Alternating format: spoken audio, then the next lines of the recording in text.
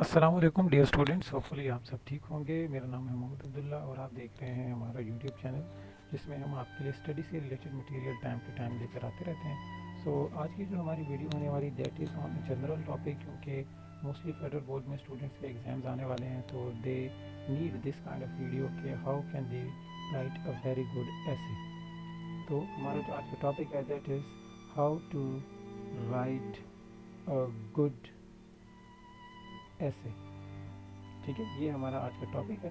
तो ऐसे राइटिंग जो है, ऐसे राइटिंग इन इट सेल्फ एक ऐसी चीज़ है जिसके लिए आपको बहुत सारी मेहनत, बहुत सारी प्रैक्टिस और बहुत सारी एफर्ट लगानी पड़ती है। आपको बहुत टाइम देना पड़ता है किसी भी जगह पे जब भी आप एक ऐसे लिख रहे होते हैं किसी भी टॉपिक पे हो।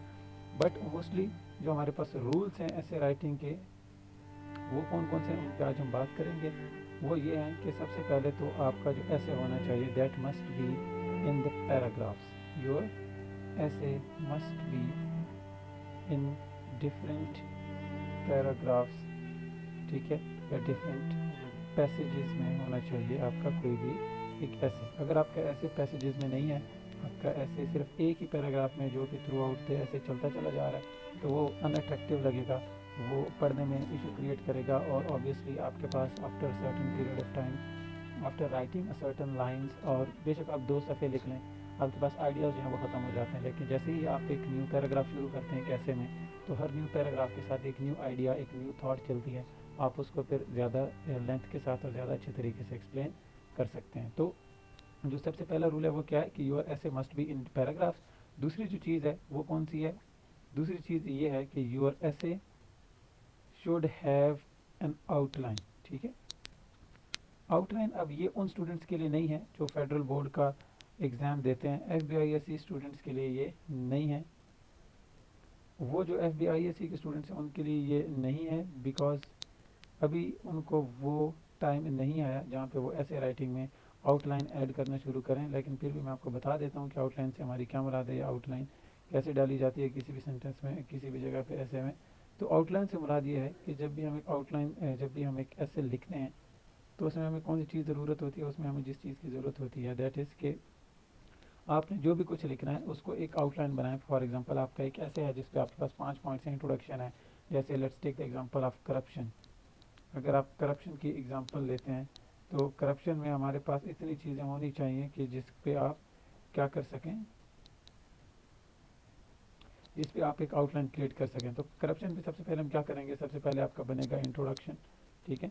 फिर आपका बनेगा कि इसके कॉजेज़ क्या क्या हैं। फिर आपका बनेगा कि इसके इफ़ेक्ट्स क्या हैं आपकी सोसाइटी पे, ठीक है। जो इसके सोसाइटी पे इफ़ेक्ट्स होते हैं उसका आपने डिस्कस करना है। फिर आपकी कंट्री में what is the situation of corruption in your country, ठीक है, वो बताना है। और आखिर में उसका आपने बताना है कि सोल्यूशन क्या हो सकता है। फिर आपने एंडिंग कर देनी है, ठीक है। तो ये जो अभी हमने लिखी है ये एक आउटलाइन है जिसको अगर आप फॉलो करें तो आपका एक अच्छा ऐसे जो है वो क्रिएट हो सकता है। बट क्योंकि ये हमारा जो ऐसे है इसमें हम अभी फेडरल बोर्ड के जो स्टूडेंट्स हैं, चाहे वो मैट्रिक के हैं या FSC के हैं, उनके लिए नहीं है। तो जो FSC या मैट्रिक के स्टूडेंट्स हैं उन्होंने क्या करना है कि उन्होंने ये करना है कि उन्होंने 3 पैराग्राफ्स में अपने ऐसे को डिवाइड करना है, ठीक है।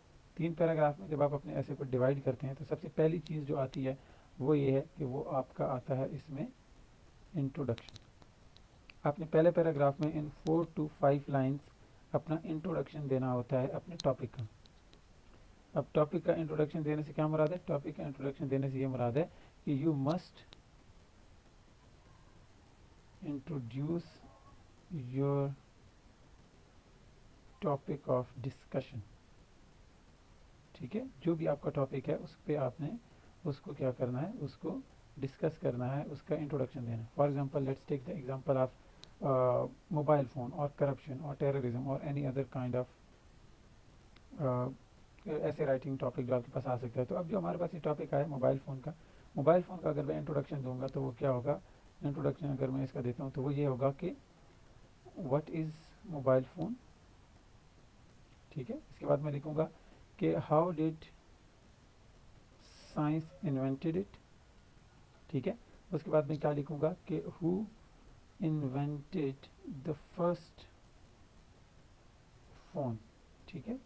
उसके एटसेट्रा। अब ये इंट्रोडक्शन हो जाएगा। इसके बाद हम क्या करेंगे, जो दूसरा सेक्शन आएगा आपके ऐसे का, वो होता है आपके ऐसे में जो मेन टॉपिक की डिस्कशन होती है वो यहाँ से शुरू होती है, ठीक है।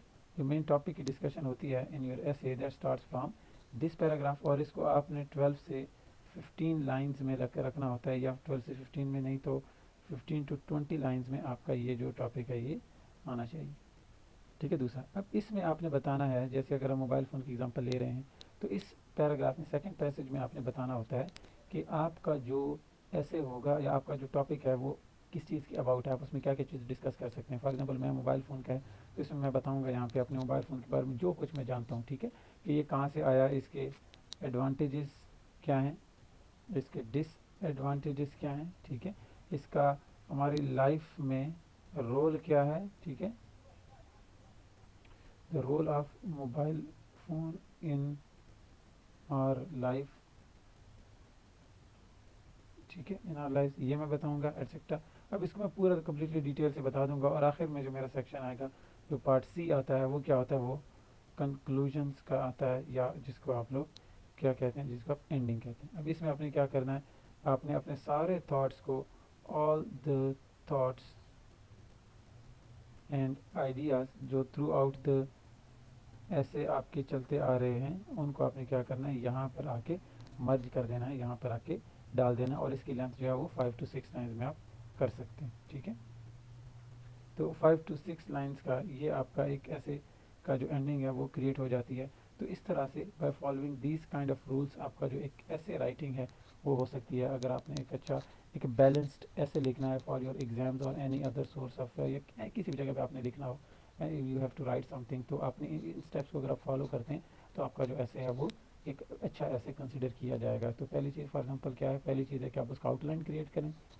पहले पैराग्राफ में आप इसका इंट्रोडक्शन दें कंप्लीट डिटेल के साथ, फिर आप उसमें मेन जो टॉपिक है जो बात है उस पर आए, फिर आखिर में आप कहाँ चले जाएँ, आखिर में है आप जो है उसकी एंडिंग पे निकल आए, उसको एंड कर दें, ठीक है। और दूसरी मैं एक और बात बताता चलूँ, जो मेन टॉपिक जहाँ पे हमने लिखा है कि आपकी कंप्लीट डिस्कशन होती है, ज़रूरी नहीं होता कि आप 15 to 20 लाइन्स को एक ही पैराग्राफ में लिखें, यहाँ पे भी आप इसको डिफरेंट मिनी पैराग्राफ्स में, सब पैराग्राफ्स में डिवाइड कर सकते हैं।